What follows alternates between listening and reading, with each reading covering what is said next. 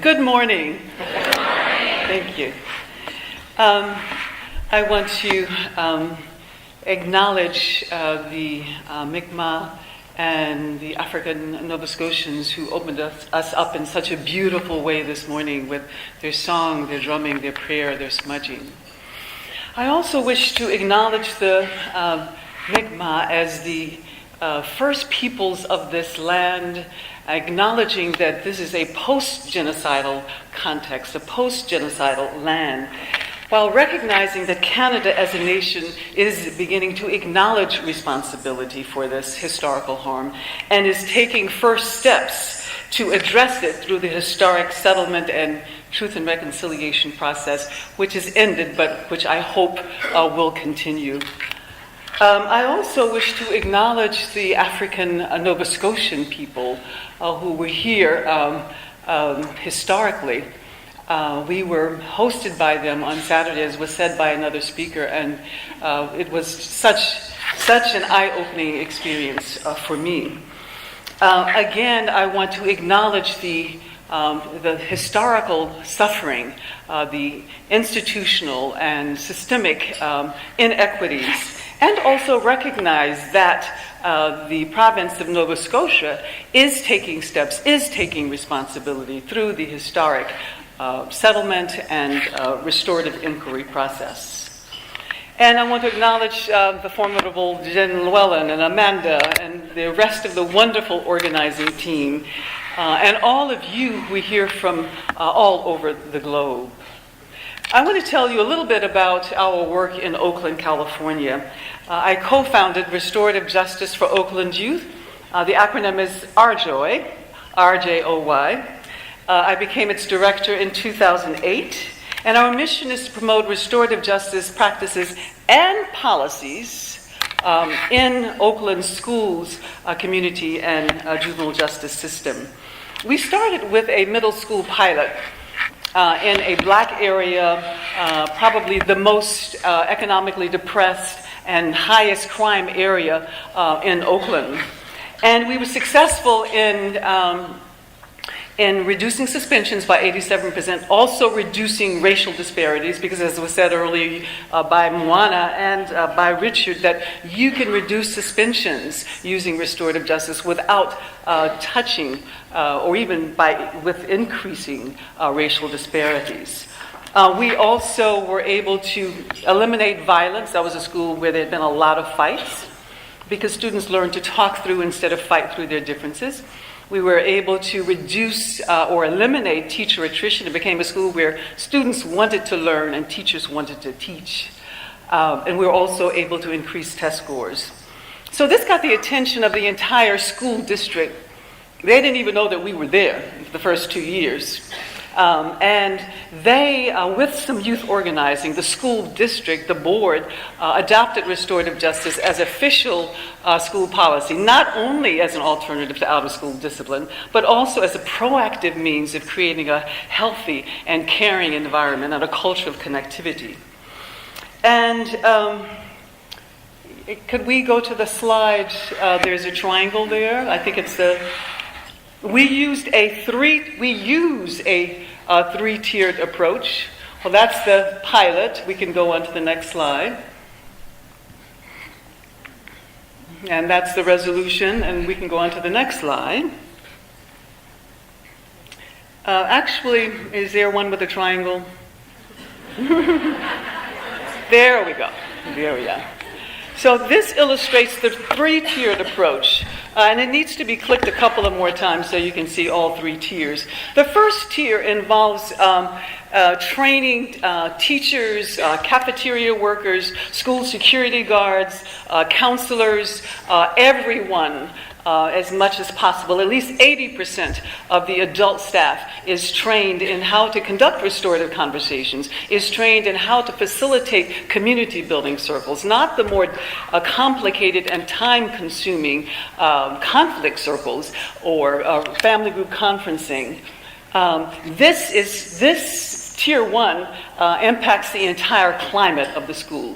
And we feel that it's more important to do we strive to do more community building circles than conflict circles, because these proactive circles promote social emotional learning and reduce the chance of unhealthy conflict occurring or unhealthy responses to conflict.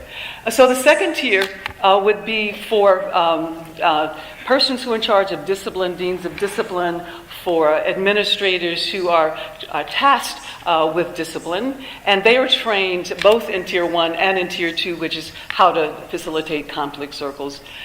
Tier 3 are reentry circles, and these are circles for youth returning from a period of incarceration or other absence. And the whole purpose of the circle is to bring them and their family in so that the student can reintegrate into the school in a positive and healthy way. Now, can we go backwards, please? So a study was done in January of 2015, a little bit more than a year ago, comparing restorative justice schools with non-restorative justice schools over a period of 3 years. And we had some pretty amazing results. First, the graduation rates, can't really see. The graduation rates at restorative justice schools increased by 60%, and only by 7% at non-restorative justice schools. The blue bar would be the restorative justice schools, and the orange one would be the non-restorative justice schools.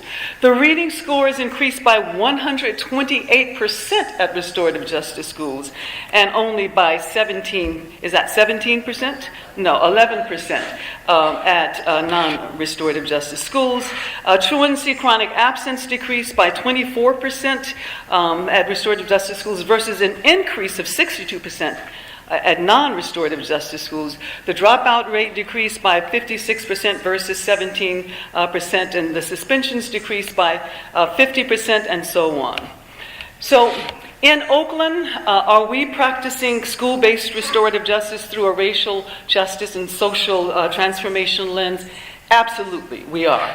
We make it a point of understanding how schools reproduce and replicate and perpetuate systemic inequities. And we figure out how restorative justice, the way that we practice it, can help break those cycles. Let's take, for example, mass incarceration or racialized mass incarceration. As many of you know, the U.S. Forms only 5% of the world's population, but 25% of the world's prisoners. You may not know that 1 out of every 3 black males can expect to go to prison at some point in his or her life. You may not know that the incarceration rates of black youth is 6 times that of their white counterparts. You may not know that black youth are 9 times more likely to have an incarcerated parent. Black and brown people form only 30% of the general population, but 60% of the prison population of the U.S.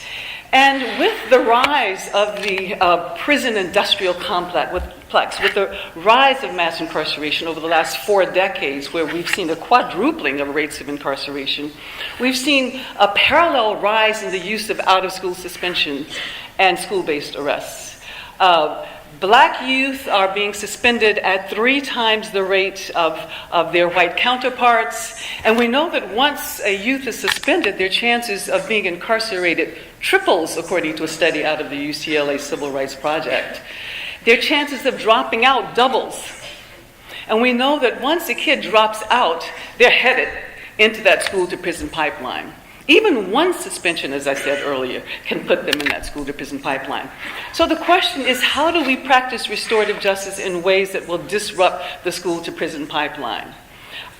First of all, it takes a lot of awareness, hyper-awareness about these issues.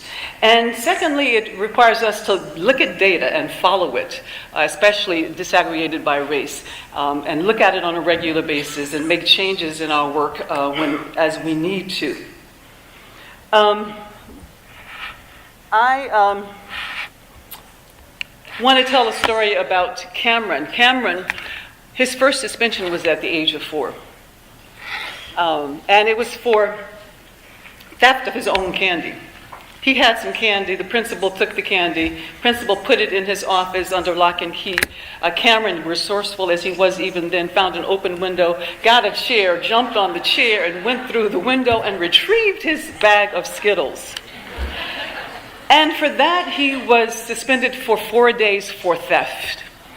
And this ensnared him in this system where he ended up by 11th grade with 150 suspensions, multiple school-based arrests, and multiple expulsion hearings. His first arrest was for having an adolescent milk fight when he was in middle school, a milk fight in the cafeteria. He and his friends were throwing milk cartons at one another. It was not until he got into 12th grade and was sent to a restorative justice school that things changed for him. Even though he was sagging, you know what we mean by sagging, right? And was wearing a hoodie and had a terrible attitude. As soon as he walked into the door of this new school, he was embraced. He was used to being stereotyped. He was used to being jacketed as someone who is a gangster, is a thug, if not a super predator. But this school welcomed him with open arms. He felt that they could see him. The principal invited him into her office, and she gave him his thick jacket of arrests and expulsions and suspensions, and invited him to tear that up and throw it away. And then he was escorted to the restorative justice room, where he saw a bunch of youth talking about their feelings and crying. He'd never seen anything like that before, because men don't do that, as far as he understood.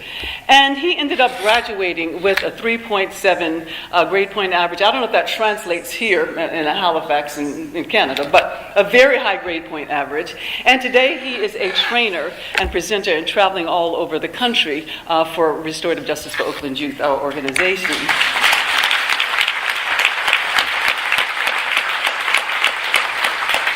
And so our task is to create these kinds of opportunities, not just for Cameron and other young men, but for all of the young men. And we do this by not only creating programs and offering these services to our individual youth, but creating systemic change. As I said earlier, we engaged in advocacy so that restorative justice would become official policy and not just an alternative.